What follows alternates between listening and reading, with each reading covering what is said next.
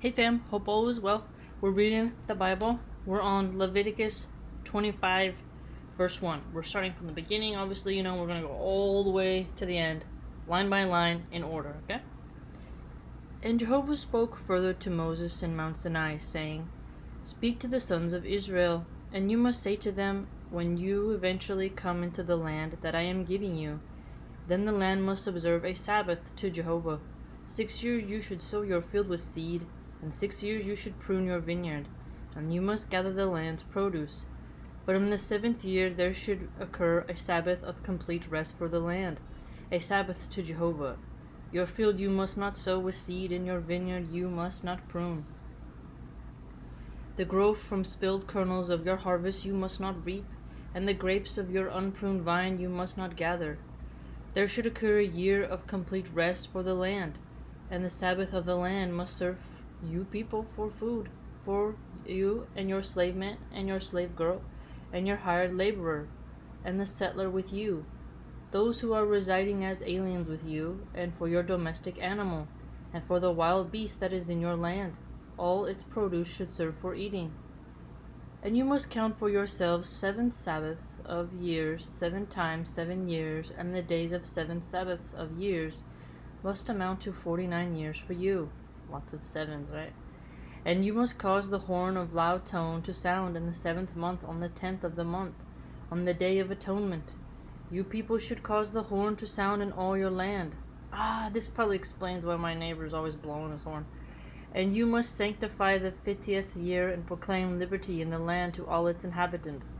It will become a jubilee for you, and you must return each one to his possession, and you should return each one to his family. A jubilee is what the 50th year will become for you. You must not sow seed nor reap the land's growth from spilled kernels, nor gather the grapes of its pruned vines. For it is a jubilee. It should become something holy to you. From the field you may eat what the land produces. And this year of the Jubilee you should return each one to his possession. Now in case you should sell merchandise to your associate or be buying from your associate's hand, do not you wrong each other. By the number of the years after the Jubilee you should buy from your associate. By the number of the years of the crops he should sell to you. In proportion to the great number of years, you should increase its purchase value, and in proportion to the fewness of years, you should reduce its purchase value, because the number of crops is what he is selling to you.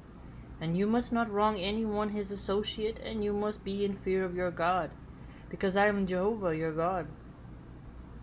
So you must carry out my statutes, and you should keep my judicial decisions, and you must carry them out. Then you will certainly dwell on the land in security. Interesting. So you will have security if you follow these dictates. And the land will indeed give its fruitage, and you will certainly eat to satisfaction and dwell in security on it. So to me, what I get from this is, even though the Old Testament, right, people argue old versus new, some don't even follow the old, they only follow the new. But I think you could apply this to today. If you have chaos in your land, you don't have security, you've displeased your maker, and you need to reform your society. And you'll be able to get better fruit from it, as they say. But in case you should say, what are we going to eat in the 7th year, seeing that we may not sow seed or gather our crops? In that case, I shall certainly command my blessing for you in the 6th year, and it must yield its crop for 3 years. And you must sow seed the 8th year, and you must eat from the old crop until the 9th year. Until the coming of its crops you will eat the old. So the land should not be sold in perpetuity, because the land is mine. Oh, that's interesting. For you are alien residents and settlers from my standpoint. Whoa. God is saying you're an alien, and look how some of these religious people treat illegal aliens, undocumented immigrants, when they come here. And in all the land of your possession you should grant to the land the right of buying back. In case your brother grows poor and has to sell some of his possession, every purchase closely related to him must also come and buy back what brother sold. And in his case, anyone proves to have no repurchaser, and his own hand does make gain, and he does find enough for its repurchase. He must also calculate the years from when he sold it. He must return what money remains over to the man to whom he made the sale. He must return to his possession. But if his hand does not find enough to give back to him what he sold, he must also continue in the hand of its purchaser until the Jubilee year. It must go out in the Jubilee, and he must return to his possession. Now, in case a man should sell a dwelling house in a walled city, his right of repurchase must also continue till the year from the time of his sale finishes out. His right of repurchase should continue a whole year. Sounds a little bit like pawn shops. When you pawn something, you have a certain time till you can buy it back. But if it should not be bought back before the complete year has come to the full for him, the house that is in the city that has a wall must also stand in perpetuity as the property of its purchaser during his generations. It should not go out in the Jubilee. However, the houses of settlements that have no wall about them should be accounted as part of the field of the country. Right of repurchase should continue for it, and in the Jubilee it should go out. As for cities of the Levites, with the houses of the cities of their possession, the right of repurchase should continue to time indefinite for Levites. And where property of the Levites is not brought back, the house sold in the city of his possession must also go out in the Jubilee, because the houses of the cities of the Levites are their possession in the midst of sons of Israel. Moreover, the field of pasture ground of their cities may not be sold, because it is a possession to time indefinite for them. So one thing you can't sell in perpetuity, and this one is a possession for time indefinite. And in case your brother grows poor, so he is financially weak alongside you, you must also sustain him. As an alien resident and a settler, he must keep alive with you. Oh, look at that. Look at that. And in case your brother grows poor, you have to sustain your brother, just like how you would as an alien resident, you would take care of them, a settler, and keep them alive.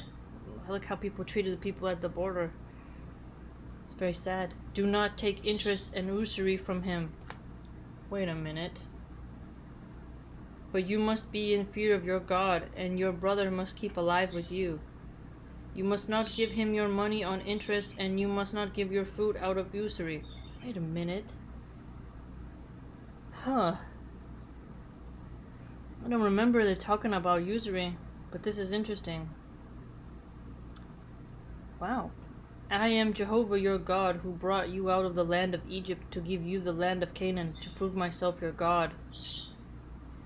And in case your brother grows poor alongside you, and he has to sell himself to you, you must not use him as a worker in slavish service. He should prove to be with you like a hired laborer, like a settler. My uncle kind of did that with my other uncle. He should serve with you till the Jubilee year, and he must go out from you. He is and his sons with him, and he must return to his family, and he should return to the possession of his forefathers. For they are my slaves whom I brought out of the land of Egypt. They must not sell themselves the way a slave is sold. You must not tread down upon him with tyranny, and you must be in fear of your God. Do not tread on people with tyranny. Don't do it. It's very unchristian, according to here. That's happening a lot now. As for your slave man and your slave girl who becomes yours from the nations that round about you people, from them you may buy a slave man and a slave girl. People always get mad at Muslims for saying what the right hand possesses, but right here in Leviticus it talks about slavery too. Hypocrisy much?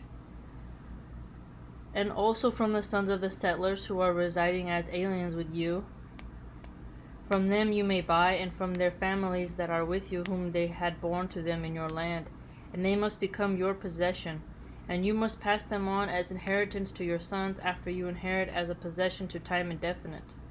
You may use them as workers, but as upon your brothers the sons of Israel you must not tread, the one upon the other with tyranny.